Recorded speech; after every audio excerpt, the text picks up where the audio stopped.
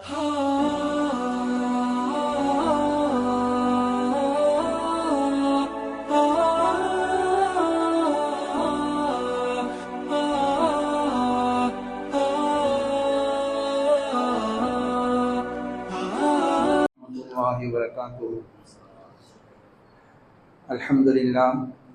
لله نحمده ونستعينه ونستغفره ونؤمن به ونتوكل عليه ونعوذ بالله من شرور انفسنا ومن سيئات اعمالنا من يهده الله فلا مضل له ومن يضلل فلا هادي له ونشهد ان لا اله الا الله وحده لا شريك له ونشهد ان سيدنا مولانا محمدا عبده ورسوله ارسله بالحق بشيرا ونذيرا وداعيا الى الله باذنه وسراجا منيرا.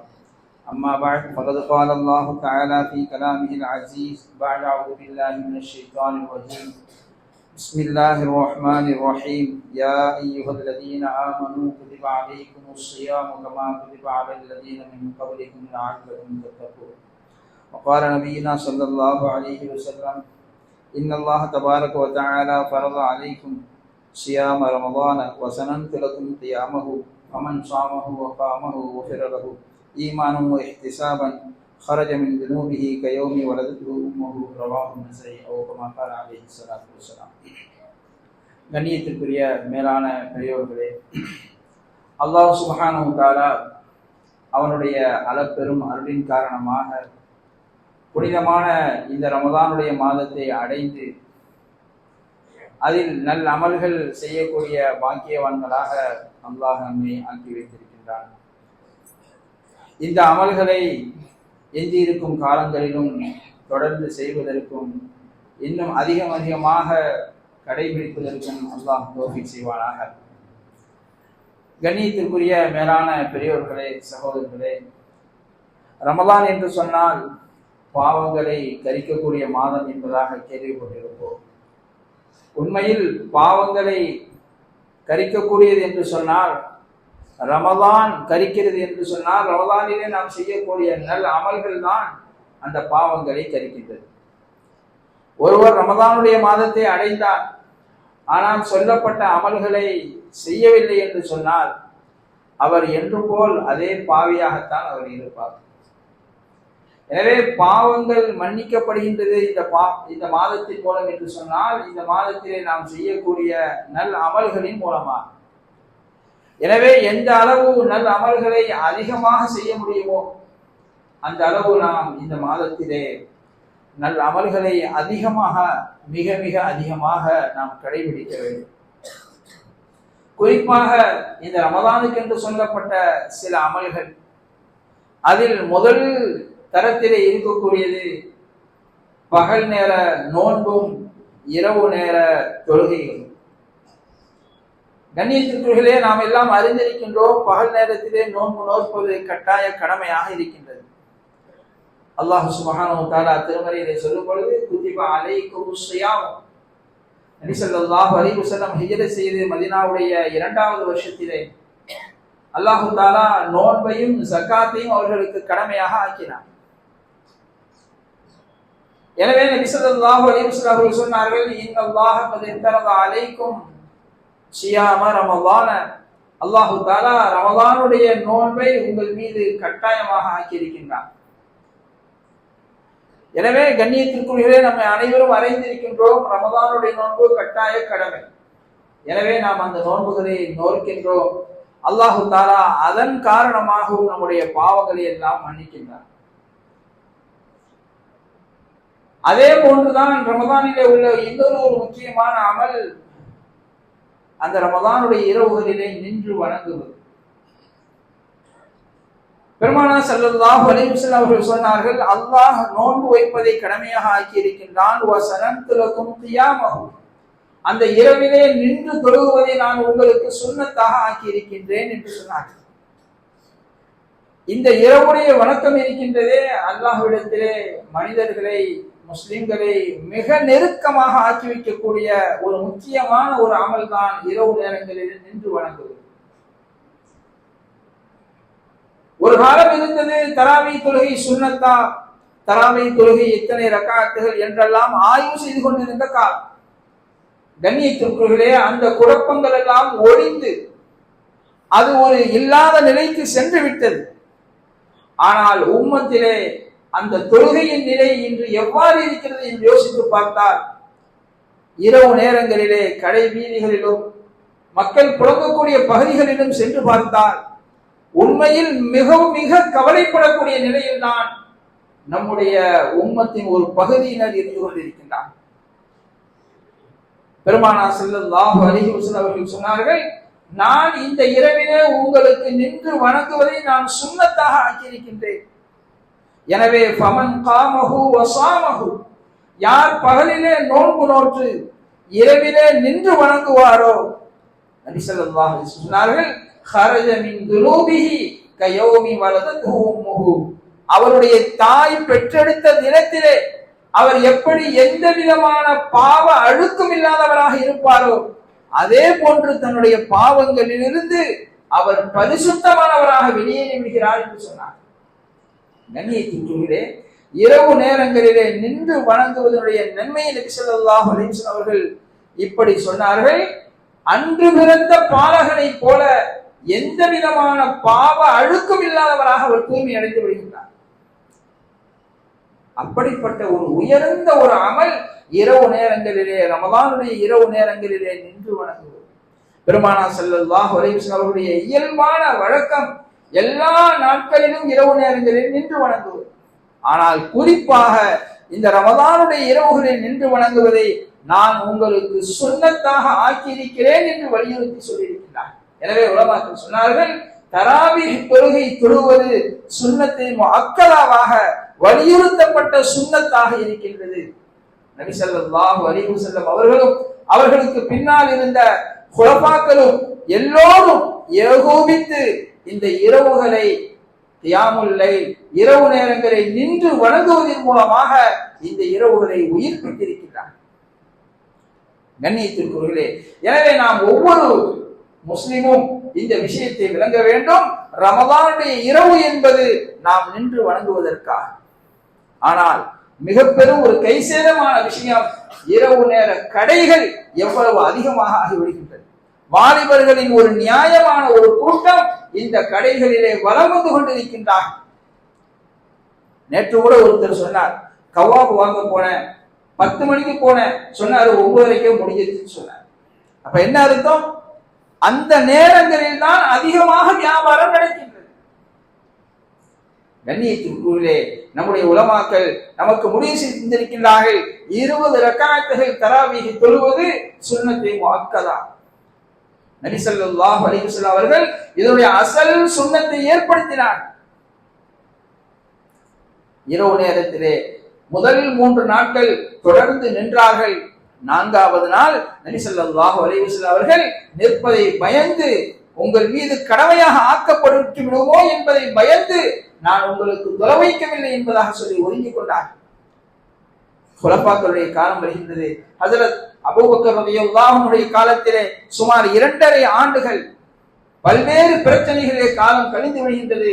ஹஜ்ரத் Umar ரலியல்லாஹு தஆலா அன்ஹுடைய ஆட்சி காலத்தில் ஒரு சமயம் அப்துல் ரஹ்மான் இப்னு அப்துல் காரி என்ற தாபியுடன் ஹஜ்ரத் உமர் ரலியல்லாஹு அன்ஹு மஸ்ஜித் நபவிக்கு செல்கின்றார்கள். அங்கு மக்கள் தனித்தனியாக சிலர் தொழுது கொண்டிருக்கின்றார்கள், சில நபர்களை வைத்து தனித்தனியாக ஜமாத்தாக தொழுது கொண்டிருக்கின்றார்கள். ஹஜ்ரத் உமர் ரலியல்லாஹு அன்ஹு சொன்னார்கள், நான் இவர்கள் அனைவரையும் ஒரே இமாமுக்கு கீழ் ஒன்று சேர்த்தால் மிக நன்றாக இருக்குமே என்பதாக சொல்லி ஹஜ்ரத் உபய் இப்னு கஅப் ரலியல்லாஹு அன்ஹு அவர்களையும் தமீமுத்தாரி அவர்களையும் இமாமாக ஏற்படுத்தி அவர்களுக்கு கீழே 23 ரக்காத்துகளை தொழ வைக்கின்றார்.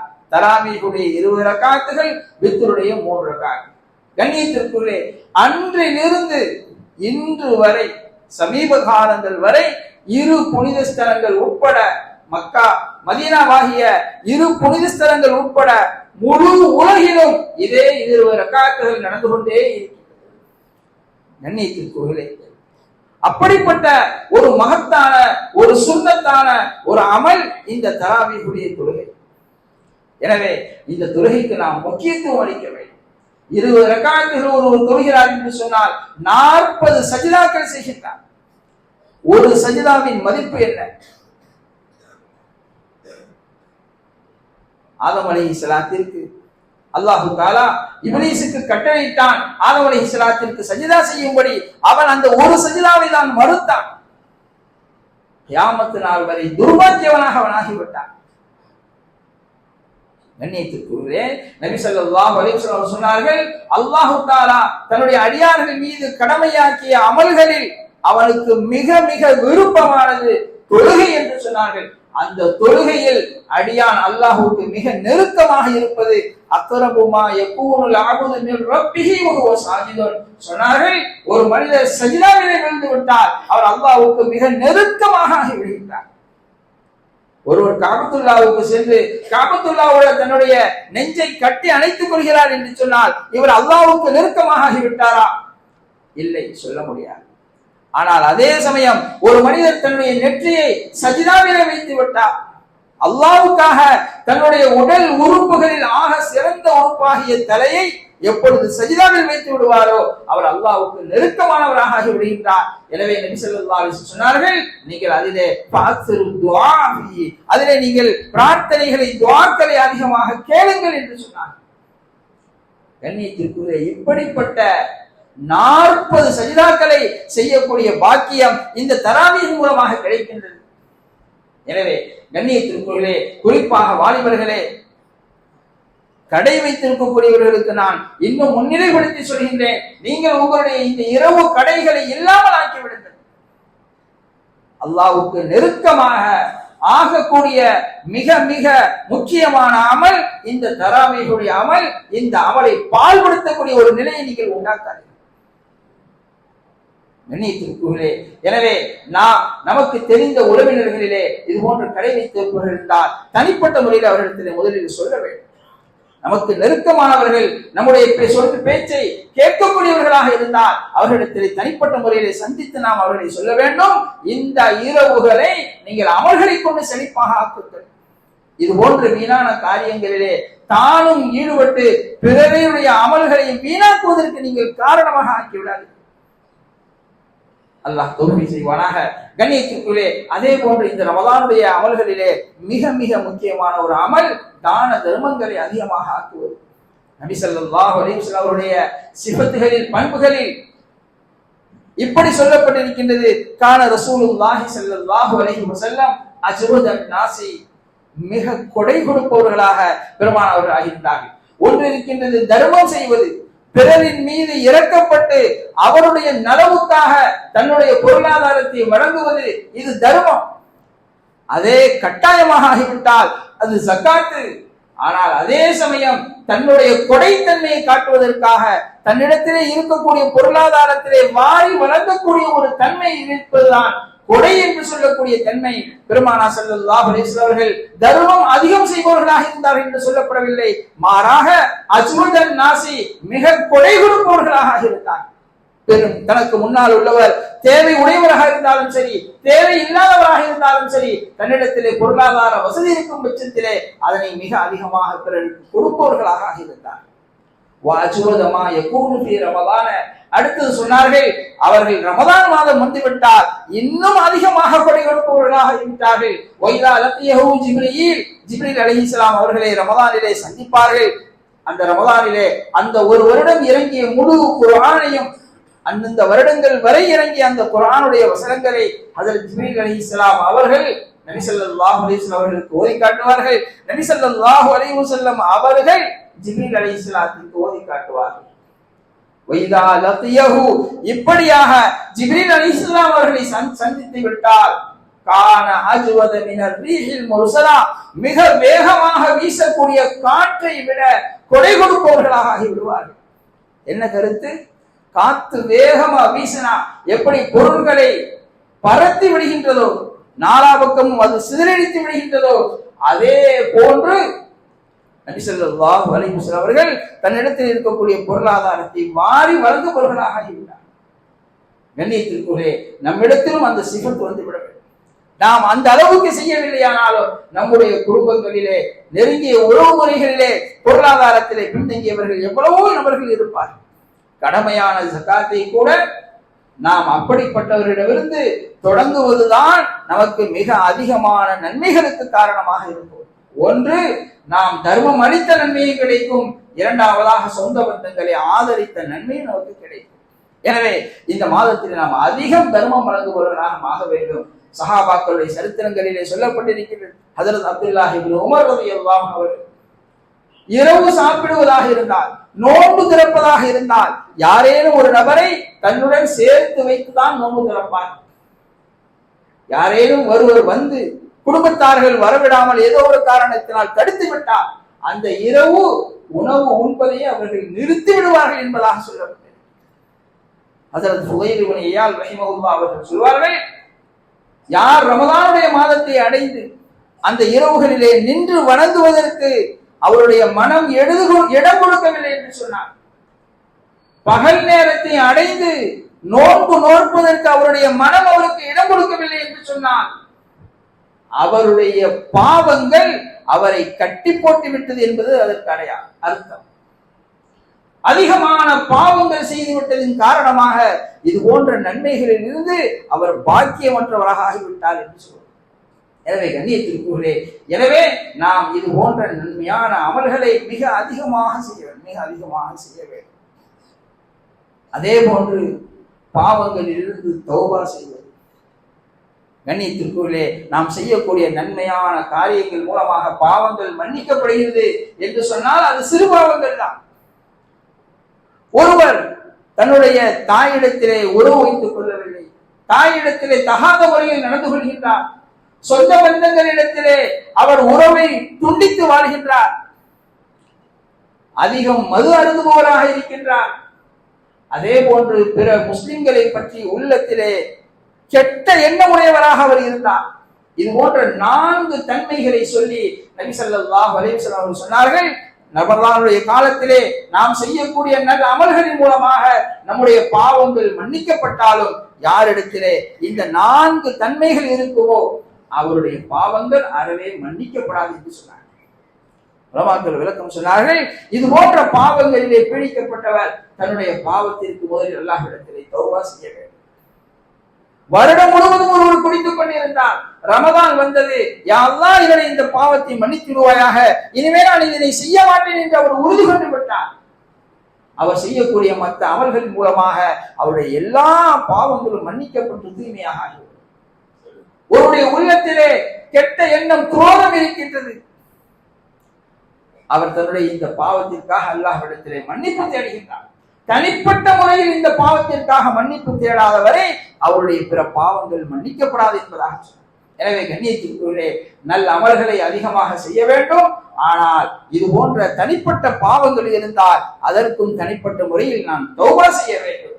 அல்லாஹு தஆலா இந்த ரமலானுடைய பரக்கத்தினால் எஞ்சி இருக்கக்கூடிய காலங்களிலும் இரவு நேரங்களில் நின்று வணங்குவதற்கும் பகல் நேரங்களிலே நோன்பு நோற்பதற்கும் அல்லாஹ் தௌஃபீக் செய்வானாக. அதே போன்று நோன்பாளிகளில் வயோதிகத்தின் காரணமாக தள்ளாத வயது, இதற்கு மேல் என்னால் நோன்பு பிடிக்க முடியவில்லை என்ற வயோதிகத்தை ஒருவர் அடைந்து விட்டார்.